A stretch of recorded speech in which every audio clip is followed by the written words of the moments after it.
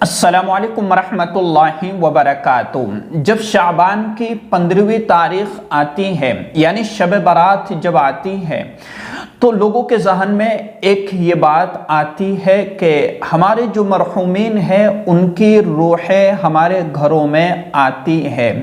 تو کیا حقیقت میں روحیں اپنے گھروں پر آتی ہے یا نہیں آتی ہے؟ یہ ساری چیزیں انشاءاللہ آج اچھے سے سمجھنے کی کوشش کریں گے۔ دیکھیں، حدیث مبارکہ کے اندر آتا ہے کہ جب کسی شخص کا انتقال ہو جاتا ہے اور جب اس کو قبر کے اندر رکھا جاتا ہے تو اگر مرنے والا نیک تھا اور اس نے اپنی زندگی جو ہے نیک اعمال کے ساتھ گزاری ہے تو قبر اس سے کہتی ہے کہ بہت اچھا ہوا کہ آپ آ گئے، میری پیٹھ پر جتنے لوگ چلتے تھے ان سب میں تو مجھے سب سے پیارا تھا اور آج تو میرا حسن سلوک بھی دیکھے گا۔ اور پھر اس کے بعد جو ہے اس کے لیے قبر میں جنت کی ایک کھڑکی کھول دی جاتی ہے اور اس کو سلا دیا جاتا ہے کہ جس طریقے سے ایک دلہن سوتی ہے اس طریقے سے اسے سلا دیا جاتا ہے۔ اور اللہ تبارک و تعالی نیک لوگوں کی روحوں کو علیین میں جو ہے جگہ دیتا ہے، یعنی بہتر ٹھکانہ اور اچھا ٹھکانہ ان کو دے دیتا ہے اور وہ تفریح کرتی رہتی ہے جنت کے۔ اور اسی طریقے سے وہ شخص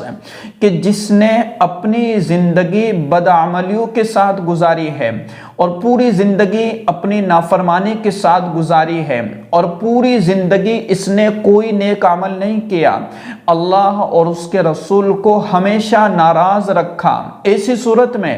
جب اس شخص کو قبر میں رکھا جاتا ہے تو قبر اس سے کہتی ہے کہ تیرا آنا نامبارک ہو، میری پیٹھ پر جتنے لوگ چلتے تھے ان سب میں سب سے زیادہ برا تو تھا، آج آیا ہے تو میرا سلوک بھی دیکھے گا۔ کہ پھر اس کے بعد قبر اس کو جو ہے آپس میں اس کی پسلیوں کو بھینچ ڈالتی ہے اور پھر اس پر ایک عذاب مسلط کر دیا جاتا ہے۔ حدیث مبارکہ کے اندر آتا ہے کہ جو شخص نماز نہیں پڑھتا ہے اور نمازیں چھوڑتا رہتا ہے، مسلسل چھوڑتا رہتا ہے، تو اس پر جو ہے قبر میں ازدہے مسلط کر دیے جاتے ہیں اور قبر کا عذاب بڑا سخت ہوتا ہے۔ تو یہاں ہمیں یہ بات سمجھ لینا چاہیے کہ جب روحیں اور اسی طریقے سے جب ایک شخص دنیا کے اندر تھا اور اس کی زندگی اب ختم ہو چکی تو اگر نیک تھا تو اس کی روحیں اچھی جگہ پر پہنچ گئی اور اگر برا تھا تو پھر اس کو عذاب میں مسلط کر دیا گیا اس شخص کو، تو پھر دوبارہ کیسے آ سکتی ہے؟ دوسری بات کہ جو شخص عذاب میں ہے تو اس کی تو روحیں آ ہی نہیں سکتی، اور اسی طریقے سے جو نیک ہے اور وہ بھی کس طریقے سے دنیا میں آ سکتی ہے؟ اس لیے کہ دنیا ایک قید خانہ ہے اور دنیا مومن کے لیے قید خانہ ہے کہ جب ایک روح اور ایک شخص کی روح جو نیک تھا اس قید خانے سے نکل کر کے چلی گئی تو اب واپس قید خانے میں کیسا آئے گی؟ تو یہ بات ہمیں سمجھنا چاہیے۔ اور اسی طریقے سے یہ بات بھی ہمیں اچھے سے سمجھ لینا ہے کہ دنیا جو ہے دنیا کے اندر ایمان بالغیب یعنی اپنے اللہ پر اور رسول پر، کتابوں پر، اور اسی طریقے سے جنت اور دوزخ، قبر اور حشر، ان ساری چیزوں پر ایمان بالغیب لانا ہے، یعنی ایمان لانا ہے کہ ہم نے یہ ساری چیزیں نہیں دیکھی ہے، یہ ساری چیزیں ہم نے نہیں دیکھی، پھر بھی ہم اللہ اور اس کے رسول کی بات پر عمل کرتے ہوئے ہم یقین کے ساتھ یہ بات کہتے ہیں کہ جنت بھی ہے، دوزخ بھی ہے،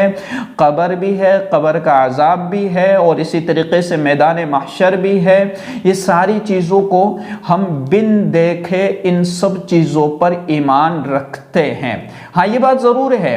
کہ جو شخص دنیا سے چلا گیا تو ان کی روحوں کو اپنے گھر والوں کا حال احوال کا علم ہوتا ہے، جیسے کسی نے قرآن کریم پڑھ کر کے اپنے مرحومین کو بخشا، کسی نے قرآن کریم پڑھا، تسبیحات پڑھی، سورہ یاسین پڑھی، سورہ اخلاص پڑھی، یا اپنے مرحومین کے نام سے کچھ صدقہ کیا یا کچھ غریبوں کی مدد کی یا ان کے نام سے مسجد یا مدرسے میں کچھ مال خرچ کر دیا، کسی بھی اعتبار سے اگر اپنے مرحومین کی طرف سے اگر کوئی شخص جو ہے کچھ صدقہ خیرات کرتا ہے یا کچھ ثواب پہنچاتا ہے تو ان کی روحوں کو بڑا سکون ملتا ہے اور انہیں ساری چیزوں کا احساس ہوتا ہے کہ مجھے پڑھ کر کے بخشا گیا ہے۔ اس لیے میرے عزیزو، ہمیں یہ بات سمجھنا ہے کہ روحیں گھر پر نہیں آتی ہے، اور دوسری بات یہ ہے کہ ہم اپنے مرحومین کے لیے کچھ نہ کچھ پڑھ کر کے بخشا کریں اور کچھ نہ کچھ صدقہ خیرات للہ رقم ان کے لیے، اور اسی طریقے سے ان کی طرف سے کچھ نیک اعمال کرتے رہے اور خود کو بھی نیک اعمال پر لگاتے رہے، تاکہ ہمارے نیک عمل کا بدلہ ان تک پہنچتا رہے کہ بھئی ہمارا بیٹا ہے یا ہمارا پوتا ہے، اور اس صورت میں وہ ان تک نیک اعمال پہنچتے رہے اور وہ بڑے سکون سے رہے۔ تو یہ ساری چیزیں ہمیں سمجھنا چاہیے۔ اس ویڈیو کو شیئر کیجئے گا۔ السلام علیکم ورحمۃ اللہ وبرکاتہ۔